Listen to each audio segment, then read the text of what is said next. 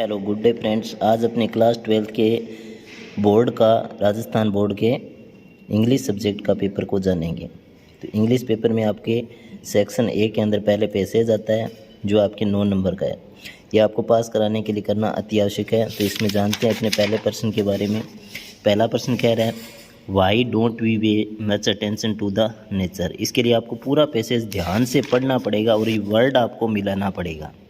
Word जहाँ पे मिलेगा वहाँ इसको कर लेंगे। तो ये वाला यहाँ से हो जाएगा। नीचे अपने जहाँ दे रखा है it is that we are so caught up in our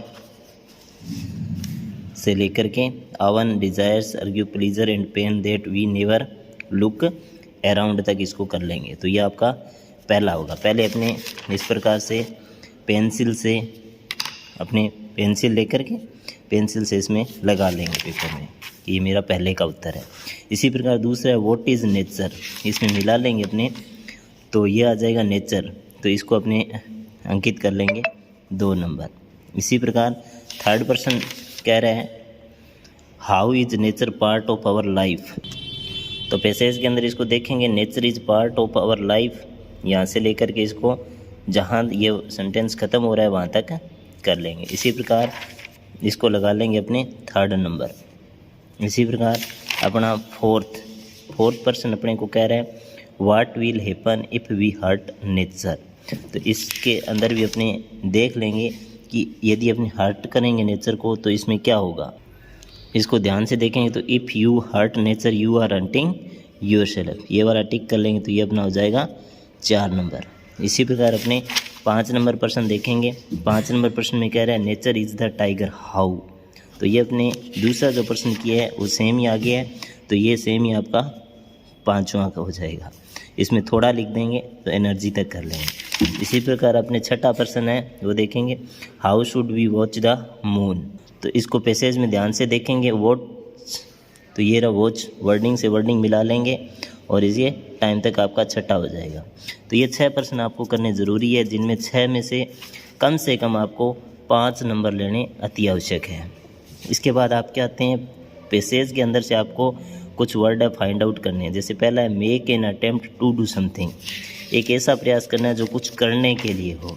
तो इसके अंदर अपने ध्यान से इसके अंदर देखेंगे तो ये वाला होता है एंडेवर, जो कभी समाप्त नहीं हो। इसी प्रकार दूसरा प्रश्न इसके अंदर अपने देख लेंगे। दूसरा प्रश्न कह रहा है एन अमेजिंग और वंडरफुल ऑक्यूरेंस। तो ये वाला इसमें देखेंगे तो ये अपना माइरसल हो जाएगा। इसी प्रकार the sharing of thoughts and feelings, इसका कम्युनियन हो जाएगा। तो ये पहला प्रश्न पैसेज आपको करना है और 9 नंबर में से आपको कम 5 नंबर यहाँ से लेने हैं। इसी प्रकार दूसरा पैसेज आता है, पूरे पैसेज को पढ़ करके ABCD मतलब ऑब्जेक्टिव टाइप प्रश्न इसके आते हैं जिनको आपको छांट के करना है। और पूरा इसके लिए आपको पैसेज को पढ़ना पड़ेगा और ये भी आपके 6 नंबर का होता है। और 6 में से आपको यहाँ से भी कम से कम मेरा आइडिया है कि 4 नंबर लेने हैं। पहला प्रश्न in which sector of economy the agriculture come. तो एग्रीकल्चर तो किस में आता है, प्राइमरी में आता है। इसी प्रकार दूसरा प्रश्न कह रहा है on what does Indian agriculture predominantly depend. किस पे डिपेंड है, तो हमारी तो लगभग नेचर पे डिपेंड है। इसी प्रकार why do people assume Indian agriculture as an underground sector. तो इसका ये सेकंड हो जाएगा। इसी प्रकार where do we find agriculture as seasonal occupation. तो इसके अंदर अपना C नंबर हो जाएगा। इसी प्रकार अपना 4 नंबर है the antonym of permanent. Antonym मतलब इसका एंटोनिम्स क्या होगा, विलोम शब्द क्या होगा, तो इसका क्या हो जाएगा टेम्परेरी। इसी प्रकार 6ठा कह रहा है the similar word to help somebody to live a normal life again. मतलब ये आपका क्या हो जाएगा, एक तरह से 1 वर्ड हो जाएगा। तो इसके अंदर आ जाएगा सिनोनिम्स भी इसको कह सकते हैं, रिहेबिलिटीज़। इसके बाद अपने तीसरे प्रश्न आते हैं सेक्शन B में, जिसमें एक तो नोटिस होता है और इसके अथवा में इन्विटेशन होता है। ठीक है, आपको नोटिस का पैटर्न है ज़रूर ध्यान में रखना है। नोटिस का पैटर्न अपने देखते हैं। नोटिस में आपको ध्यान ये रखना है ऊपर संस्था का नाम होता है, उसके नीचे नोटिस लिखना है। टॉपिक है वो उसके नीचे लिखना है, उसके नीचे आपको डेट लिखनी है। इसके बीच में आपको कम से कम 5-6 लाइनों में मैटर लिखना है और जो लिखने वाला है उसका नाम लिखना है। इसकी आपको कोई आवश्यकता नहीं है और इस पूरे को बॉक्स के अंदर आपको बंद कर देना है।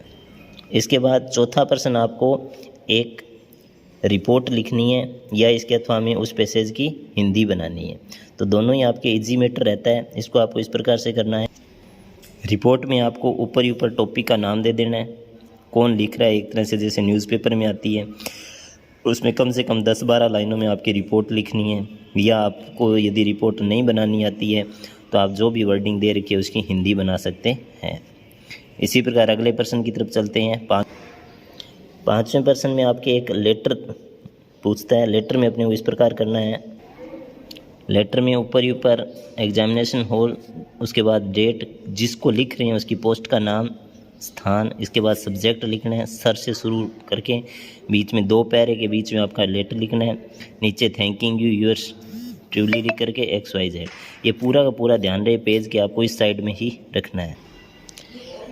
इसके बाद आपको छठा प्रश्न है जिसके अंदर आपको 2 कनेक्टिव करने हैं। तो जो 2 वाक्य है उसके बीच में जो भी वर्डिंग दे रखी है उसको वहाँ पे लिख करके, और यदि आपके स्थान सूचक शब्द आ जाए उसको भी बीच में ही रखना है, और लेकिन स्थान सूचक शब्द है हटा देना है। जैसे इसके अंदर समवेयर है तो समवेयर को हटा देंगे। 7वें प्रश्न के अंदर सिंपल सेंटेंस बनाना है। तो दोनों वाक्यों को इकट्ठा कर देना है। ही finished his work and went home, इकट्ठा बन जाएगा। दूसरा वाक्य है जो कंपाउंड सेंटेंस है। कंपाउंड सेंटेंस में आपको ध्यान रखना है एंड या और जोड़ना होता है। सॉरी, सिंपल सेंटेंस के अंदर एंड नहीं लगाना है, सीधा लिखना है और इसके अंदर एंड और से वाक्य को जोड़ देना है। 8वां प्रश्न है जो आपको इनके अंदर से सिलेक्ट करने हैं। जैसे पहले के अंदर she faced the interview board with आ जाएगा, ठीक है। इसी प्रकार दूसरा देखें तो प्लीज़ कम टू हो जाएगा। इसी प्रकार तीसरा देखें तो इसके अंदर आपका ब्रोक हो जाएगा। चौथा देखें तो इसके अंदर आपके टर्निंग ऑफ हो जाएगा। इसके बाद आपको 9वां है वापस से पैसेज है जिसको आपके प्रश्न दिए हुए हैं उनके अंदर से आपको छांट के करना है। जैसे पहला प्रश्न कह रहा है what work the did their family do, क्या काम करती थी उनकी फैमिली। तो पूरे के अंदर देखेंगे तो क्या काम करती है, बिस्कुट फैक्ट्री में काम करती है, तो ये वाला वर्डिंग है वो लिख देंगे। इसके बाद दूसरा प्रश्न के अंदर कह रहे हैं what will see have in the city, क्या है सिटी में, क्या है सिटी में, अमेजिंग सोप है, अमेजिंग सोप है। इसी प्रकार व्हाट डिड जैस्नी लुक, जैस्नी किस प्रकार से दिखाई दे रही थी। तो इसके अंदर अपने देख लेंगे और देख लेंगे तो जैंसी किस प्रकार से दिख रही है, तो जैंसी लुक्ड डाउटफुल, ये तीसरे का हो जाएगा, ये थर्ड का हो जाएगा। इसी प्रकार चौथा प्रश्न है what will take her very long time, चौथा प्रश्न है what will take her long time. इसको अपने इसके अंदर देखेंगे तो ये किस लिए आया है, तो किस लिए आया देखेंगे। इसके अंदर पूरा पैसेज है, ध्यान से अपने पढ़ते रहेंगे और इसमें देखेंगे कि ये किस लिए आया है। देखने पे देखो ये take you too long much, ये वाला आ जाएगा, ठीक है। तो ये आपका चौथे का इसका उत्तर हो जाएगा। 5वां प्रश्न है पैसेज के अंदर से आपको सरप्राइजिंग, तो सरप्राइजिंग का तो अभी अभी आपने देखा था, अमेजिंग बोल सकते हैं, AMAZING। इसी प्रकार अगले में कह रहे हैं हैप्पी, हैप्पी का क्या बताना है, अपोजिट बताना है। हैप्पी खुशी, और खुशी का अपोजिट क्या हो जाएगा। इस पैसेज के अंदर वैसे तो सैड होता है लेकिन पैसेज के अंदर क्या है, मेलेंसी, मेलेंसी है वो अपने देख लेंगे जो लास्ट में दे रखा है, ठीक है। फिर आपको 10वां प्रश्न है वो आपकी बुक के अंदर से आता है, 4 नंबर का होता है। तो ये यदि आपको नहीं आता है तो आप प्रश्न के अंदर से, जैसे ये वाला प्रश्न है तो the time to write so much लगा करके अपनी तरफ से जोड़ तोड़ करके 4 नंबर का है तो 4 लाइनें लिखनी है। 11वें प्रश्न के अंदर 2-2 लाइनें लिखनी है प्रत्येक की। इसी प्रकार 12वां प्रश्न अपने करेंगे। 12वां प्रश्न आपके रेफरेंस, कॉन्टेक्स्ट और स्टेंजा लिखने के लिए आता है। तो ये आपकी बुक की जो पोइम सेक्शन है वहाँ से ये आता है। तो इसको किस प्रकार लिखते हैं वो देख लेते हैं। तो रेफरेंस के अंदर आपको लिखना है these are the opening lines to प्रेबो न्यूरे। पोइम का नाम याद है तो ठीक है, नहीं याद है तो आप सीधा लिख सकते हो। फिर आपको कॉन्टेक्स्ट लिखना है कि उसके अंदर क्या कहना चाहता है और एक्सप्लेनेशन। यदि ये तीनों पॉइंट के अंदर अपने 2-2 लाइनें लिखेंगे तो इस पॉइंट के आपको नंबर मिलते हैं। फिर आपको 13वां प्रश्न है 80 वर्ड्स का है, तो इसमें आपको जोड़ के लिखना है। 14 प्रश्न है, ये भी आपकी बुक से है, ये आपको याद ही करने पड़ेंगे। 15 प्रश्न है, ये भी आपको करना है इसी प्रकार से। 16 प्रश्न भी बुक के अंदर से करना है। इसी प्रकार 17वां प्रश्न है जो आपके ऑब्जेक्टिव होता है, ऑब्जेक्टिव में से इनमें से अपने आपको ज़रूर करना है। कुल मिला के मेरा कहने का अर्थ यह है कि जो पूरा पेपर आपके आएगा उसके अंदर आपको बिना बुक के प्रश्न याद किए आप 40 नंबर किस हिसाब से ले सकते हो, इसके लिए आपको पहला प्रश्न करना अति आवश्यक है। पहले प्रश्न के बाद आपको दूसरा प्रश्न ज़रूर करना है। दूसरे प्रश्न के बाद आपको तीसरा प्रश्न ज़रूर करना है। चौथा प्रश्न आपको ज़रूर करना है। पांचवा प्रश्न आपको ज़रूर करना है। प्रश्न तो वैसे सारे ही करने हैं पर ये ज़रूर करने हैं। इसी प्रकार छठा प्रश्न करना है, सातवां प्रश्न करना है और आठवां प्रश्न करना है। 9वां प्रश्न भी आपको करना है।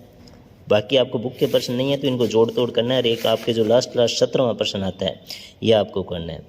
तो यह आपके इंग्लिश का पेपर है। आप अपनी तरफ से अच्छी तैयारी कीजिए और शांत चित्त से पेपर देना।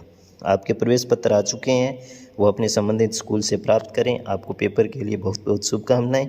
धन्यवाद।